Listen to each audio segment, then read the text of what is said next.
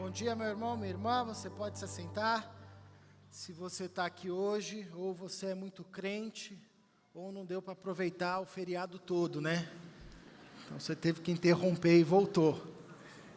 Mas que bom, você está aqui e nós temos esse tempo juntos para louvarmos a Deus, orarmos juntos, meditarmos na sua palavra e seguirmos conversando sobre a nossa série, Um Novo Jeito de Ser.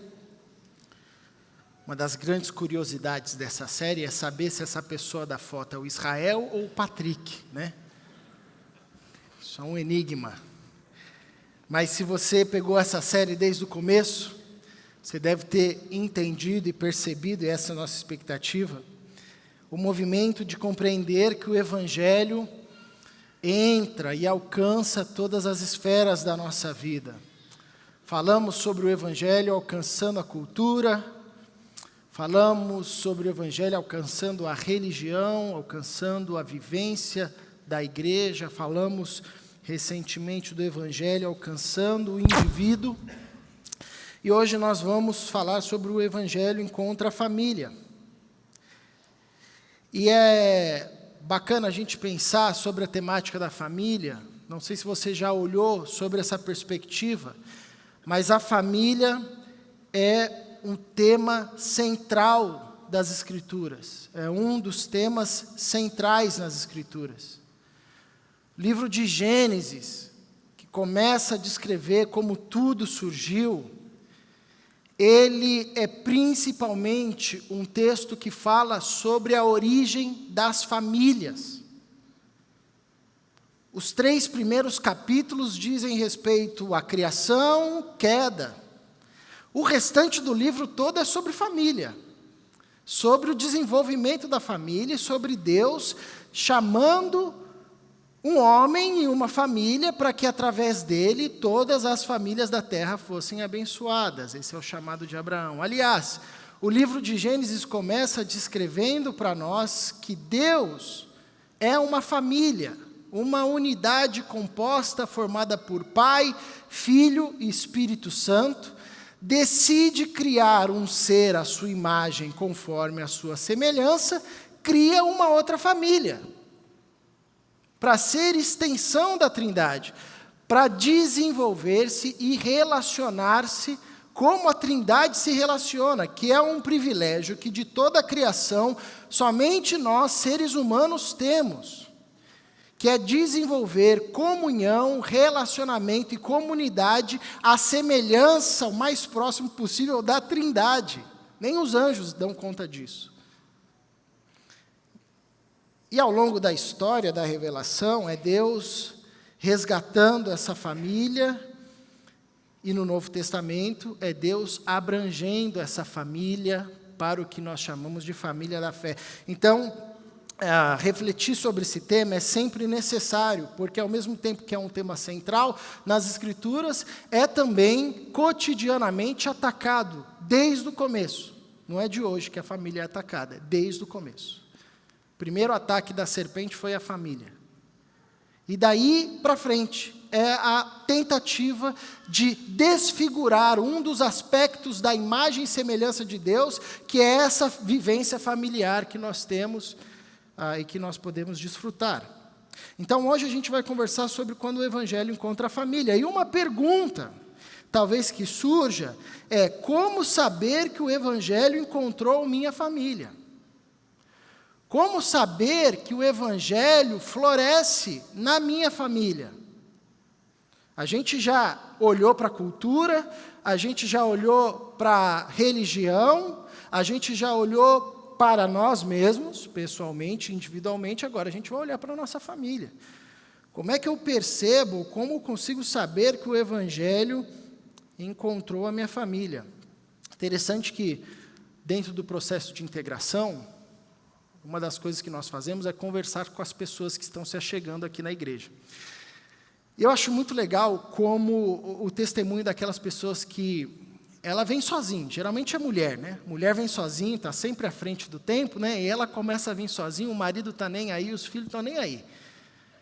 E ela começa a vir, ela vai se firmando na fé, e a mudança que vai ocorrendo na vida dela vai alterando também as relações familiares. De repente o marido não gosta muito de igreja, vem, deixa ela aqui na porta, fica esperando no carro.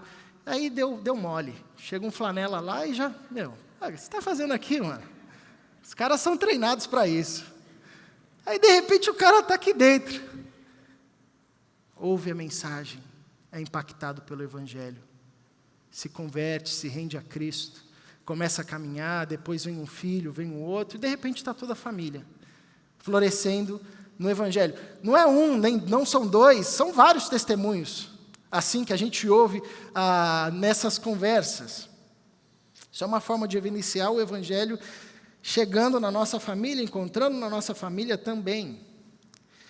Então a ideia é a gente refletir hoje dentro da nossa relação familiar, e perceber como é que o Evangelho chega ali, quais são as transformações ou o resultado que nós podemos perceber. E o texto que eu quero usar para hoje, ele não é um texto tão comum, usado dentro das temáticas da família, mas tem tudo a ver.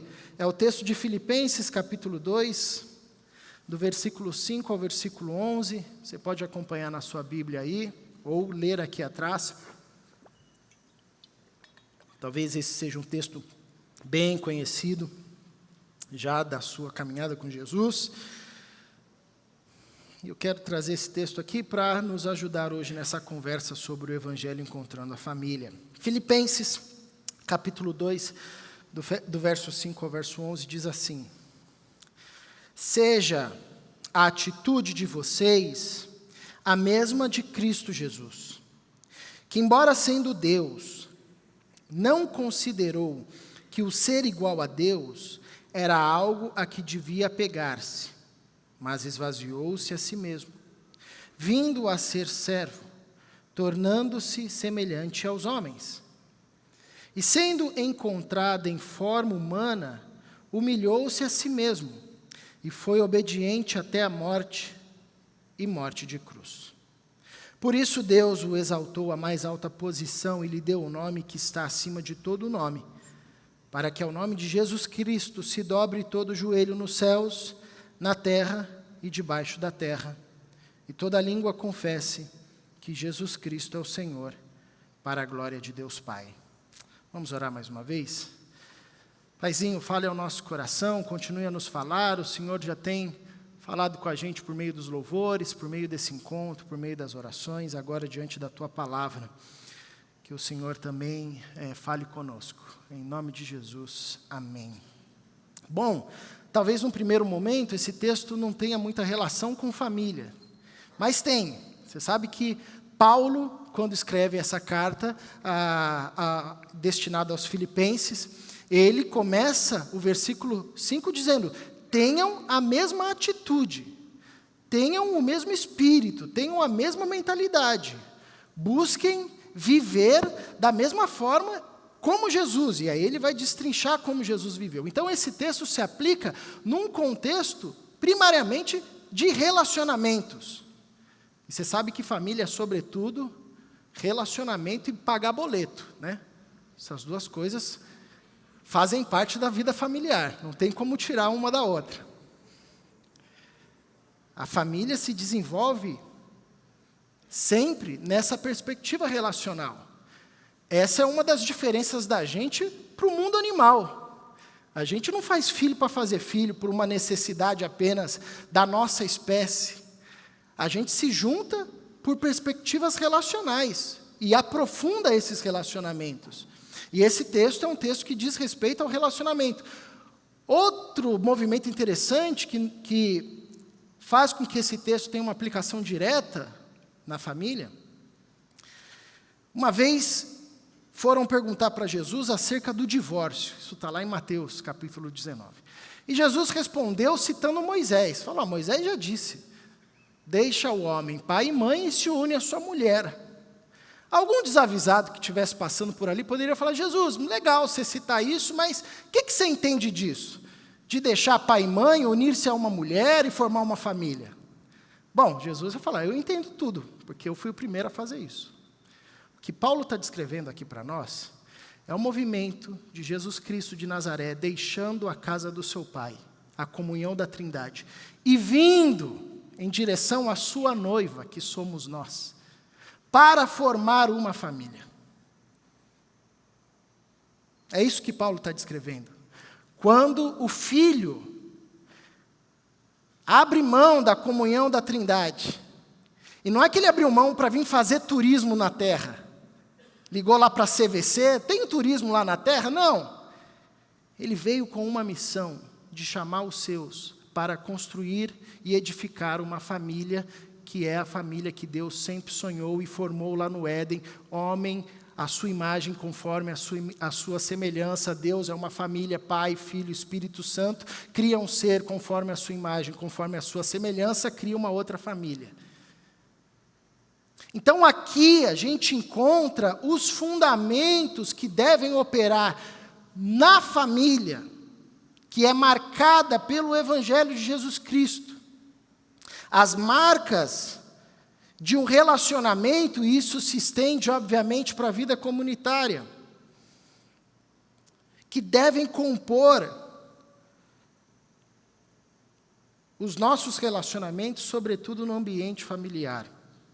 Jesus, aqui nesse texto, nos ensina um novo jeito de se relacionar, e essa é a lógica do apóstolo Paulo para aquela comunidade. Ele nos ensina um novo jeito de construir família, um novo jeito de ser família, novas marcas. Por isso que do começo até o final, um dos temas centrais que nós encontramos na Escritura é o tema da família. E uma primeira marca, ou um primeiro elemento que nós encontramos nesse movimento de Jesus, está logo nos primeiros versos de Filipenses, capítulo 2, quando Paulo diz assim: seja a atitude de vocês a mesma de Cristo Jesus, que embora sendo Deus, não considerou que o ser igual a Deus era algo a que devia apegar-se, mas esvaziou-se a si mesmo.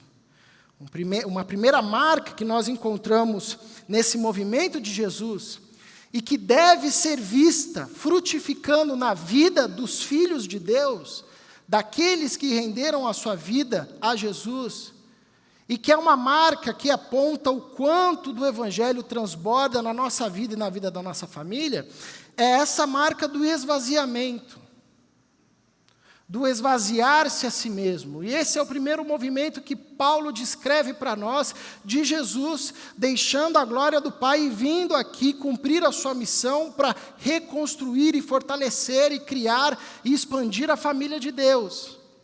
Ele esvaziou-se, abriu mão de sua glória, abriu mão de suas prerrogativas.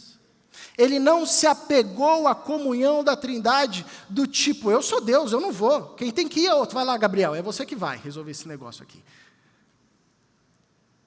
Ele não se restringiu a esse ambiente, que não existe nenhum outro igual em nenhum lugar, que é o ambiente da Trindade, de plena unidade, de plena harmonia, de pleno amor, de plena paz, de pleno serviço, de plena mutualidade. Não existe em nenhum lugar esse tipo de relacionamento. Mas Cristo se esvazia. Ele não deixa de ser Deus, ele continua sendo Deus. O Evangelho de João deixa claro quando ele diz: eu e o Pai somos um, quem vê a mim vê ao Pai.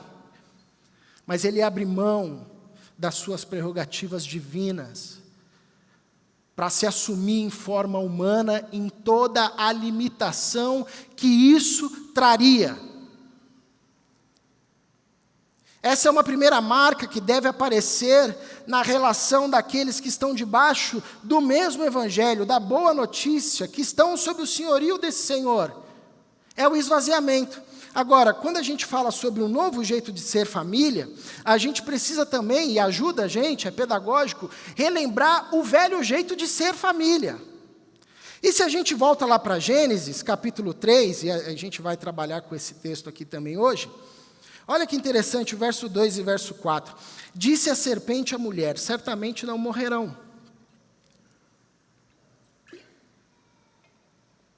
Deus sabe que no dia em que comer do fruto dele comerem, seus olhos se abrirão e vocês, como Deus, serão conhecedores do bem e do mal. O movimento que traz a redenção é Deus esvaziando-se da sua glória e tornando-se homem. O movimento que leva à queda é o contrário, é o homem desejando ser Deus. Então, as nossas relações, sobretudo a família, se dá sobre um modelo que é velho. E é o velho jeito de ser família. E nesse velho jeito de ser família, a lógica é encher-se, é ser mais, é ser o superior, é ser o que manda, é ser o rei, é ser o Deus. É assim que se desenvolvem as relações humanas na sociedade, em qualquer tempo, em qualquer cultura. Esse é o espírito da queda. O que movimenta a ruptura com Deus e o que movimenta a queda é justamente o desejo do ser humano de encher-se. Como Deus sereis. Enquanto que o movimento que restaura todas as coisas é o contrário, é o esvaziar-se. Então são duas formas de viver e duas formas de construir família. O velho jeito de ser vai ser sempre a forma do encher-se a si mesmo. E isso aparece como na nossa vida? É na disputa de poder, quem é que manda. Em falas do tipo, eu não vou fazer isso, eu sou homem, quem faz isso é mulher. Eu não vou fazer isso, eu ganho mais, eu que pago as coisas aqui. Não, você é o menor. Você que tem que fazer. O irmão mais velho falando para o mais novo. Os caçulas só sofreram, né, como eu. Ego inflado. Desejo de ser Deus. Ou o oposto também. Ninguém dá atenção para mim. Ninguém se importa comigo nessa casa, então também estou nem aí. Que é o oposto, mas tem raiz no mesmo problema, encher-se de si, sou eu sou o alvo, eu sou o centro. Tem que se olhar para mim. E aí eu manipulo meu pai, manipulo minha mãe, manipulo a minha esposa, manipulo meu marido. Esse é o velho jeito de ser família. E uma família constituída nessa lógica do encher-se a si mesmo, onde todos estão cada vez mais enchendo-se de si, é uma família onde não se vê marcas do Evangelho, não se vê marcas do Cristo, porque quando Cristo veio construir e restaurar a família de Deus, o primeiro movimento que a gente percebe que nasce nessa família, ou no cabeça dessa família, que é Cristo, é o esvaziar-se. É o abrir mão da sua glória. Isso não significa abrir mão da sua identidade, porque quando a gente olha para Jesus, a gente vê um cara que sabia quem ele era. João vai dizer para nós, sabendo de onde veio, para onde ele tinha que ir, sabendo dos tempos próximos. Jesus sabia bem claramente quem ele era, o que ele veio fazer aqui, como ele tinha que agir, o que ele tinha que falar. Esvaziar-se a si mesmo não é abrir mão da sua identidade, mas é uma vivência onde nós não nos preocupamos em nos tornar o centro da relação. E como isso é difícil. Eu lembro que tempos atrás eu fui visitar com a Mirna, um tio dela, tio-avô, e eles estão casados há mais de 50 anos. E eu estava conversando lá com ele, uma manhã, ele começou a contar sobre a vida dele, da família, e foi contando assim abertamente. Falou das temáticas sexuais e eu só assim, Jesus, só queria tomar café, comer um queijinho aqui. O cara foi abrindo o coração, foi falando. Ele contou um episódio da vida dele, que quando ele era no começo do casamento, ele brigou, foi uma briga feia, e ele pegou as coisas dele e saiu de casa. E aí o Espírito Santo falou com ele, obviamente, ele voltou, pediu perdão para a esposa, foi na frente da igreja, contou, esse tio da Mirna é bem sincero, né? Contou o que tinha acontecido, né? E ele falou na frente da igreja, eu quero assumir um compromisso com os irmãos e com a minha esposa. Eu nunca mais vou brigar assim. No que depender de mim, a gente nunca mais vai ter uma ruptura e uma briga desse jeito. E eu falei, e aí, conseguiu? Consegui. A gente tem mais de 50 anos que a gente não briga. Não briga desse jeito, tem as discussões, obviamente, né? Mas não tem mais essa briga como foi. Falei, como é que você fez isso? Falou, eu morri. Naquele dia, eu morri. A famosa frase, num casamento, ou se é feliz ou se tem razão. As duas coisas não tem como. Na família, o caminho do encher-se a si mesmo é um caminho da ruptura. É o caminho de Adão dando nome para Eva. Interessante que no capítulo 2, Adão dá nome a todos os animais. E aí Deus faz a Eva. E quando Deus vê Eva, Ele não dá nome para ela.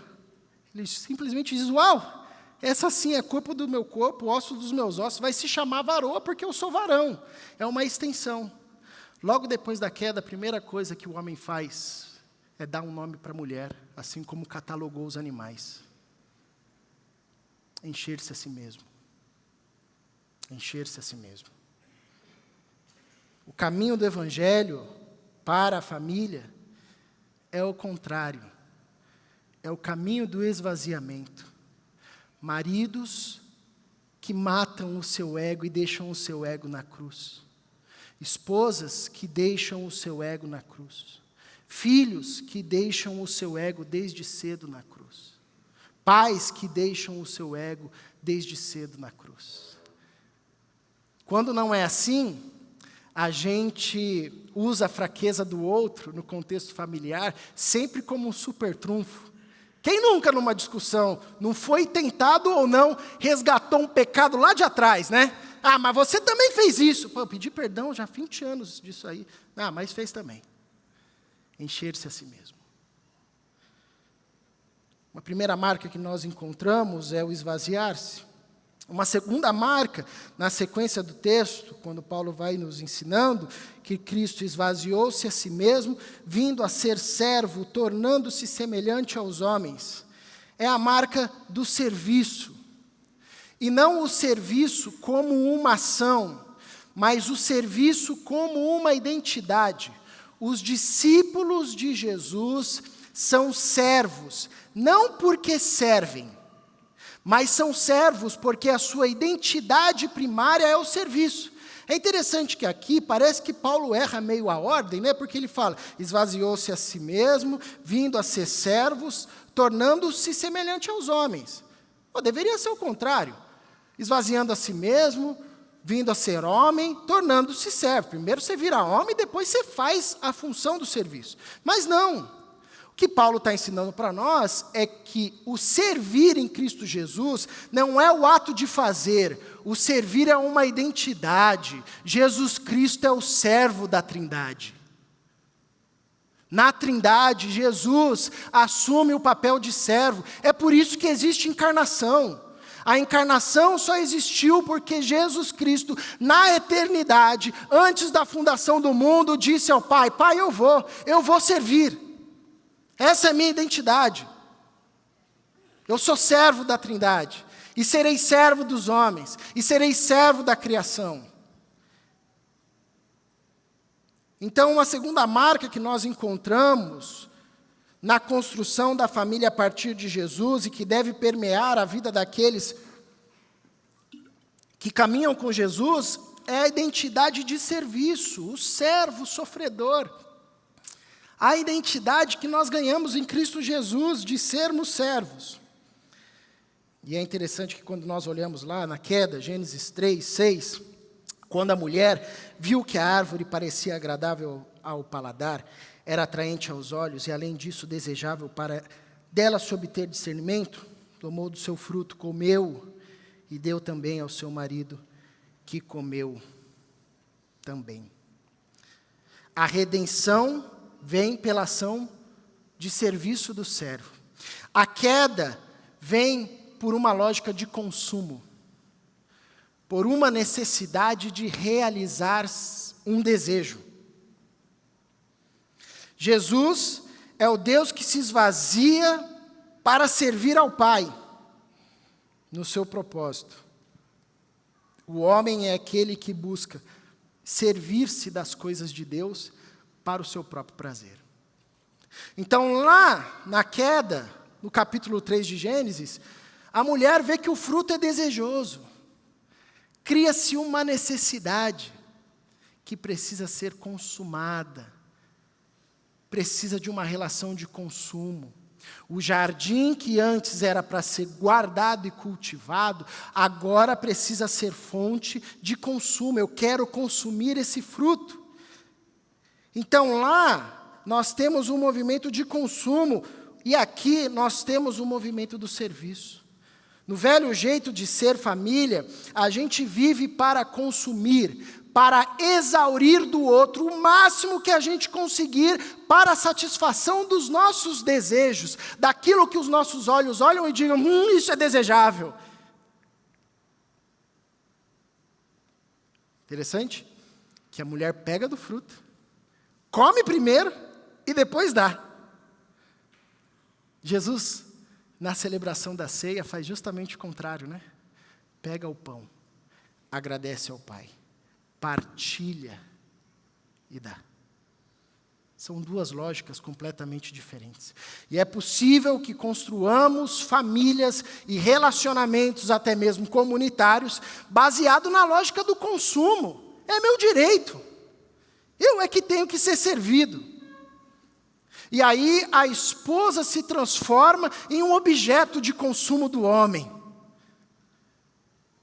Não importa se ela trabalhou o dia inteiro cuidando dos filhos, arrumando a casa, no fim do dia ela não pode estar com camisa de vereadora. Ela tem que estar arrumadinha, pronta para receber ele, para satisfazer os desejos dele.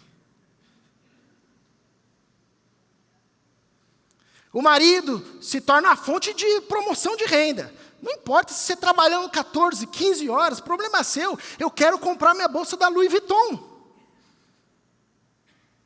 Se vira, dá seu jeito, se mata, o problema é seu. Só deixa o seguro em dia. As relações vão se tornando relações de consumo, relações de obrigação. A gente não tem mais conversas de coração para coração, mas as nossas conversas se resumem a cobranças. A coisa que um fez e o outro não fez. E você fez, tinha 10 coisas para fazer, você fez 9, deixou uma, ixi, já era, não adiantou. Não adianta. Porque nas relações de consumo, as pessoas se ocupam em satisfazer os desejos dos seus olhos. E isso passa de marido para mulher, mulher para marido e de pai para filho. Eu não quero saber como está meu filho, eu quero saber se ele vai passar no vestibular. Porque, afinal de contas, eu paguei já mais de R$200 mil só de cursinho. Você tem que produzir. E eu não estou querendo dizer aqui que a gente também, não, então deixa. Não, não é isso. Mas a gente sabe. Quando a nossa relação familiar se torna uma relação de consumo, eu quero que o meu filho se torne o melhor. Eu nem sei o que meu filho quer, mas eu quero que ele se torne o melhor. Eu quero que ele produza. Por trás das nossas cobranças, muitas vezes está uma lógica de consumo, de expectativas nossas, que não se cumpriram em nós e que a gente projeta para os nossos filhos. Eu lembro que uma vez, eu fui varrer a varanda, fui rastelar a varanda, e o Benjamin, o nosso segundo filho, ele estava com 3 anos. Vou fazer alguma coisa, ele vai me ajudar. Ele sempre gosta.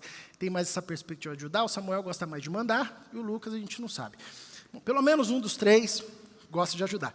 Aí, às vezes, eu levo, mas nesse dia eu estava com pressa. Era um sábado, eu não queria...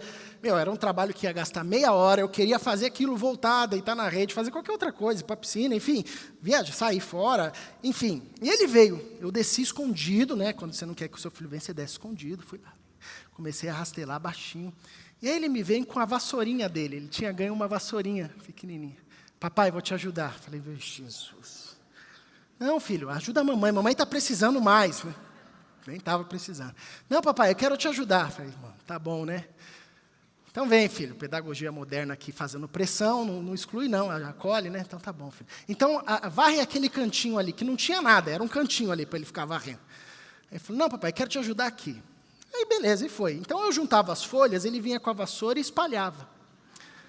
Aí eu juntava as folhas, ele vinha com a vassoura, espalhava, e na cabeça dele está tudo bem, estou ajudando meu pai. E eu falava, filho, você tem que juntar, juntar aqui, ó, é trazer para cá, o ato de trazer. Não, e tá bom, papai. Eu juntava, ele espalhava, juntava. Aí lá pelas tantas, eu dei um berro. Falei isso, Benjamin, para, você está atrapalhando o papai. Aí o olho dele encheu de lágrima, ele jogou a vassoura no chão, falou, eu só queria ajudar, papai. É aquele momento que você se sente o pior ser humano da terra, né? E para piorar, era um sábado assim, um clima calor, não tinha nenhum vento. Naquela hora me bateu um vento, sabe, dessas ironias de Deus, que levou todas as folhas, derrubou as folhas que não tinha caído da árvore ainda. E eu falei, o que é mais importante aqui? É ter o filho perto ou a perfeição do trabalho? Bate um vento, leva as folhas, mas o filho perto é mais precioso. Mas eu, na minha lógica de consumo, queria que o meu filho de 3 anos, se ele fosse ajudar, era para produzir. Era para produzir, tinha a meta ali, juntar as folhas. E nessa lógica de consumo, eu não vi o espírito dele de serviço. Uma família que transborda do Evangelho, não vive mais sobre o velho jeito de ser, que é numa lógica de consumo, onde um tem que realizar o desejo do outro. Não importa, tem que realizar o desejo, tem que fazer a sua função. No novo jeito de ser, e de viver, e de ser família, é a relação do serviço. Eu estou aqui para servir, e eu vou servir numa cruz, sabendo que muitos não crerão, mas eu vou servir, porque servir não é uma ação, servir é uma identidade, que contrapõe frontalmente a lógica de consumo e da queda, onde eu busco ver frutos desejáveis aos meus olhos para comer, abro mão disso, isso ficou para trás, e eu me coloco como um fruto desejável àqueles que estão ao meu redor, para que se alimentem de mim, da minha ação de serviço. Uma terceira marca que nós encontramos no texto, e sendo encontrado em forma humana, humilhou-se a si mesmo e foi obediente até a morte, e morte de cruz. Não bastasse deixar a sua glória, não bastasse tornar-se servo, não bastasse assumir figura humana, nascer como um bebê, esperar todo o processo, Deus, que é a palavra encarnada, teve que aprender a falar. Não bastasse tudo isso, o trajeto e o caminho que Jesus escolhe é o caminho do humilhar-se a si mesmo. Homem que não tinha onde reclinar a cabeça, homem de dores. O caminho da humilhação, do fazer o que ninguém quer fazer, do achar beleza naquilo que a convenção humana, pautada na queda, chama de feiura e humilhação. E aqui, talvez a melhor imagem que nós temos é João capítulo 13, quando Jesus se abaixa para lavar os pés dos discípulos. Um ato de humilhação que deixa os discípulos escandalizados. O senhor não vai lavar meus pés não, o senhor é mestre. Eu vou lavar. Porque eu não vim para ser servido, eu vim para servir. E se essa é uma ação humilhante, eu faço. Com alegria. Porque eu sou servo.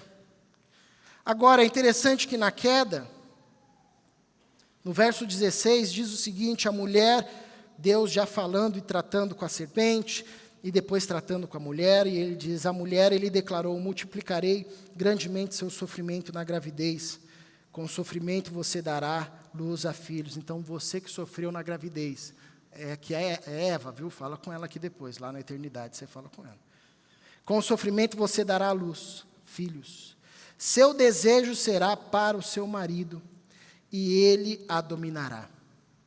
Entra uma palavra aqui que não estava no projeto de Deus, nessa relação familiar criada, e que vem com a queda. Domínio. A relação entre homem e mulher agora não vai ser mais uma relação de ajudadora auxiliadora. Osso dos meus ossos, carne da minha carne. De complemento mútuo. Mas vai ser agora uma relação de domínio entre homem e mulher, mulher e homem, irmão e irmã. Aqui nós vemos isso. Capítulo 4, a gente vê Caim matando Abel, dominando o mais forte, prevalecendo sobre o mais fraco. Porque o velho jeito de ser família, ela é pautada sobre a lógica do domínio. O mais forte prevalece, quem grita mais leva. Enquanto que o que nós aprendemos com Jesus e a forma como Jesus constrói a família que nós chamamos igreja, estabelece esse relacionamento com a sua noiva, é a ação de humilhar-se. Na lógica de domínio, ninguém lava os pés. A gente espera que lavem os nossos pés. Na lógica da humilhação, ou do humilhar-se a si mesmo, nós buscamos lavar os pés uns dos outros, mostrando as nossas vulnerabilidades. É interessante, e a lógica de domínio se faz tão presente no nosso meio religioso, que invariavelmente, quando a gente vai falar sobre família, o principal interesse é saber quem é que tem que mandar e quem é que tem que obedecer. Quem é a autoridade, então, Caleb? Quem é o cabeça? É o homem? É a mulher? São os dois? O que é isso? Isso é lógica de domínio, irmãos. Em Cristo Jesus isso ficou para trás, nós fomos feitos um reino de sacerdote. Paulo diz isso em Efésios capítulo 5, versículo 21, sujeitai-vos uns aos outros no temor de Cristo, ponto. Se eu sou discípulo de Jesus, minha mulher é discípula de Jesus, a gente vive se sujeitando mutuamente. A briga não é para ver quem manda, a briga é para ver quem vai lavar os pés. A briga não é para ver quem vai dominar sobre o outro. A briga é para ver quem vai servir um ao outro. A lógica do domínio aparece na nossa dificuldade de pedir perdão e desculpa. Ou pedir perdão e desculpa com aquele discurso, sou sempre eu que venho pedir desculpa também, né? Se não sou eu. A lógica de domínio vem com a nossa insistência de vivermos casamentos e relacionamentos familiares onde a gente não expõe a nossa fraqueza.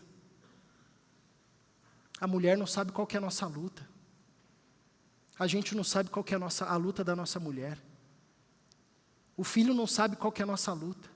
A gente não sabe qual que é a luta do nosso filho. Porque é um ambiente onde você não pode mostrar fraqueza. Você não pode mostrar vulnerabilidade. E humilhar-se a si mesmo é mostrar-se vulnerável. Imagine-se ver o Filho de Deus lavando os pés sujos de Pedro, de Judas. Isso é expor vulnerabilidade. E numa família construída pelo velho jeito de ser, não se expõe vulnerabilidade. O homem engole o choro, a mulher vai conversar com o cabeleireiro, o filho vai procurar o primeiro amigo que vai ouvir, porque não existe espaço para expor as vulnerabilidades, porque a lógica é do domínio. Se expor vulnerabilidade, o que vem é um julgamento. E não um acolhimento em oração, como o Tiago nos recomenda. Confessem os vossos pecados uns aos outros e orem uns pelos outros para serem curados. Isso é o velho jeito de ser família. Onde a gente vai colocando máscara. E ninguém pode falar, eu estou doente. Ora por mim. Mas quando Cristo vem resgatar a sua noiva, Ele nos ensina um modelo diferente, que é humilhar-se a si mesmo, sem medo de expor a sua vulnerabilidade numa ação de humildade, reconhecendo, por exemplo, nos nossos relacionamentos as nossas fraquezas, e sabendo que a minha esposa, o meu marido, o meu filho, o meu pai, pode ser e quer ser instrumento nas mãos de Deus, para me ajudar a trabalhar isso. Por fim, Uma quarta marca que nós encontramos, e encontrado em forma humana, humilhou-se a si mesmo e foi obediente até a morte, morte de cruz. É a obediência. Jesus nos ensina o caminho da obediência. E esse é um tema que a gente às vezes não trabalha muito. Mas toda a obra de Jesus, a cruz e a ressurreição, só fez sentido por causa da sua vida de obediência. Aliás, nós fomos salvos pela obediência de Cristo. Não foi apenas pela morte, pelo jeito que ele morreu crucificado. Porque se ele tivesse descumprido uma vírgula da lei, a cruz não teria sentido. E o Pai só o ressuscita porque se agrada do seu sacrifício, que é coroado com a cruz, mas que é construído com uma vida de obediência, onde em tudo obedeceu ao Pai. Esse é o tema da vida de Jesus, obediência. Isso é o que Paulo está falando. Vamos olhar para Jesus, vamos aprender a ser obediente como Jesus. Porque quando a gente olha para a queda, respondeu mulher à serpente, podemos comer do fruto da árvore do jardim, mas Deus disse, não comam do fruto da árvore que está no meio do jardim, nem toque nele, do contrário vocês morrerão. Deus dá uma lei ao primeiro casal, que culmina em desobediência. Jesus vem trazer a redenção por meio da obediência. A gente precisa entender que existe um jeito certo de viver. Existe um jeito certo de ser família, de construir família. E é o que a gente vem ensinando, tempo e fora de tempo. Quando a gente fala sobre a moral sexual na família, quando a gente fala do casamento a partir da perspectiva bíblica, homem e mulher, quando a gente fala como ser um marido, como ser uma mulher, como ser um filho a partir da luz dos evangelhos, a nossa premissa é, existe um jeito certo de viver. Existe um jeito certo de ser família. E o chamado dos discípulos de Jesus é um chamado à obediência. Porque a desobediência resulta em caos, resulta em morte. Podem pintá-la bonita, pode fazer parecer legal, pode fazer parecer prazerosa, mas o fim é morte. O fim é distanciamento da comunhão com Deus. O fim é o afastamento do jardim.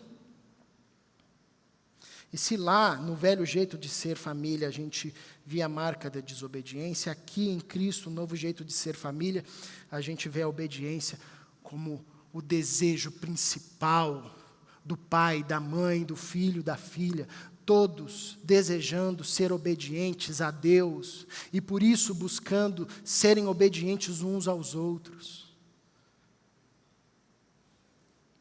E nós, na nossa família, a gente ensina obediência por meio do exemplo. O seu filho, ao ver a sua intensidade na relação com Jesus, será inspirado ou não. A sua esposa, o seu marido. Você não dá conta de decidir pelo seu filho, nem pela sua esposa, nem por nenhum outro da sua família, mas você dá conta de obedecer a Deus, com a força de Jesus Cristo, e se tornar uma inspiração, ou se tornar um marco de referência, tanto para o sim quanto para o não. Então, quando nós vivemos sobre esse novo jeito de ser a partir da obediência, mudam as nossas perguntas. A pergunta não é mais o que interessa para a nossa família, é mais qual que é a orientação de Deus para a gente, quanto família. A gente vê filhos trilhando o caminho de sujeição aos pais, a sujeição mútua entre os cônjuges, o entendimento da autoridade do homem, o entendimento da submissão da mulher, dentro daquilo que Deus planejou para o casal e para a família. Principalmente pais que são obedientes a Deus, temem a Deus.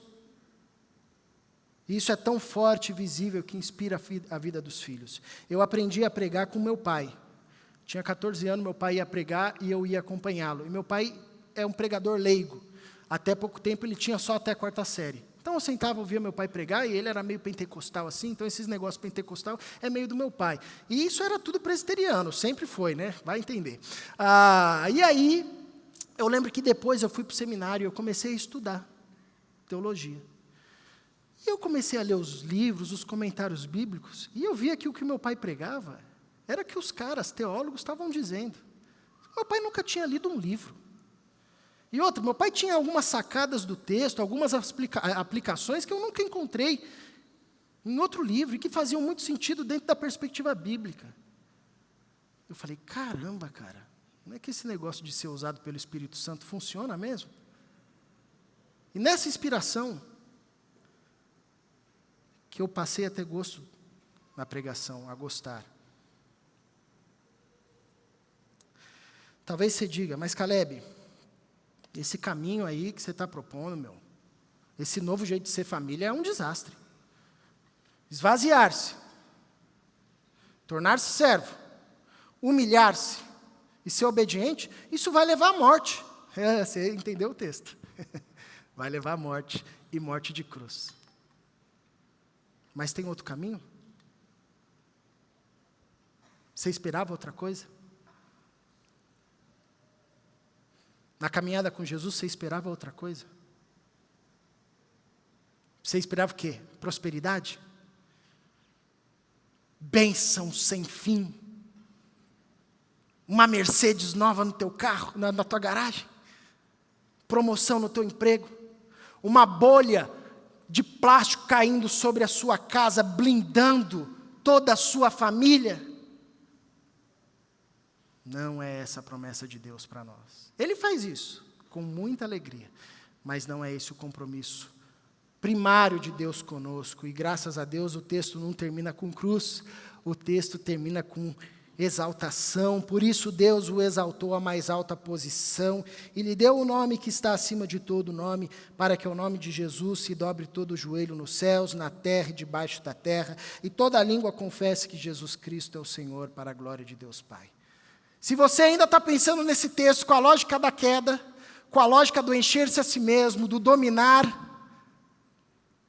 talvez você diga, aí chegou a minha hora agora, exaltação, aí é comigo. Então quer dizer que se eu seguir todos esses caminhos aí que Jesus seguiu, Deus vai me exaltar e vai me dar um nome que é sobre todo nome, e aí o meu primo miserável vai ter que se ajoelhar diante de mim? É ler o texto com a lógica da queda. Não. Essa exaltação aqui, do jeito que está, é para Cristo Jesus. E como que essa exaltação se aplica na nossa vida? Porque Paulo começa falando, tenham a mesma atitude que teve Cristo Jesus. Não é possível que ele está falando que a gente só vai ficar com a parte difícil. Do esvaziar-se, do servir, do humilhar-se, da obediência. Essa exaltação também cabe a nós, mas não dessa forma. A exaltação se aplica a nós, porque se vivemos e trilhamos esse caminho, cada dia mais se cumprirá o senhorio de Cristo na nossa vida, e não existe exaltação maior para o discípulo de Jesus, que não o senhorio de Jesus pleno na sua vida. Senão Jesus reinando em todos os poros da sua existência. Senão Jesus sendo o Senhor soberano da sua história, e nós tomando todas as decisões a partir do senhorio de Cristo. Essa exaltação que Deus promove na vida daquele que segue, que tem a mesma atitude que Cristo Jesus teve, que esvazia-se a si mesmo, que serve, que busca humilhar-se, que busca uma vida de obediência. É essa exaltação que Deus tem para a família, que caminha sobre esse novo jeito de ser. Não é que vão acabar os problemas. Pode ser que até termine num divórcio. Pode ser que o filho nunca mais volte. Mas na vida daqueles que tiveram a mesma atitude que Cristo Jesus, será visto o senhorio de Cristo. Porque o primeiro compromisso de Deus conosco não é a nossa felicidade, não é a nossa prosperidade, não é o nosso passar pela vida sem ser atingido. O compromisso primário de Deus conosco é formar o caráter de Jesus em nós. E se o senhorio de Jesus estiver na vida de um marido, de uma esposa, de um filho, mesmo que em outros não, Ali você já vai começar a perceber as marcas do Evangelho em uma família. Então nós identificamos que o Evangelho encontrou a nossa família quando nós percebemos que estamos abandonando cada vez mais o velho jeito de ser família, onde cada um busca encher-se a si mesmo, onde cada um vive numa lógica de consumo e produção, onde cada um busca dominar pelo outro, onde impera a lógica de desobediência, e nós passamos a viver a partir de um espírito divino que vem do alto, de dentro para fora, de esvaziar-nos a nós mesmos, de servirmos uns aos outros, de humilharmos e lavarmos os pés uns dos outros, e de buscarmos prioritariamente a obediência em Deus. Quero te convidar para um tempo de oração, para que você responda a Deus com suas palavras, a forma como essa mensagem ecoa em você. Talvez ela te confronte e produza nos seus lábios um pedido de perdão e de salvação. Senhor, me tira do velho jeito de ser família. Talvez ela te encoraje. É isso aí. Estamos no caminho. Essas marcas estão aparecendo. E coloca nos teus lábios uma oração. Me ajuda, Senhor. Eu não posso, mas o Senhor pode. Eu não consigo, mas o Senhor consegue. Eu não sei, mas o Senhor sabe. Ajuda-me a ter a mesma atitude que teve em Cristo Jesus. Talvez você está representando a sua família aqui, só você, mais ninguém. Quando Jesus veio, ele veio sozinho também. Ele estava sozinho também. Mas com a graça de Deus, levantou muitos e muitas que se tornaram a família da fé.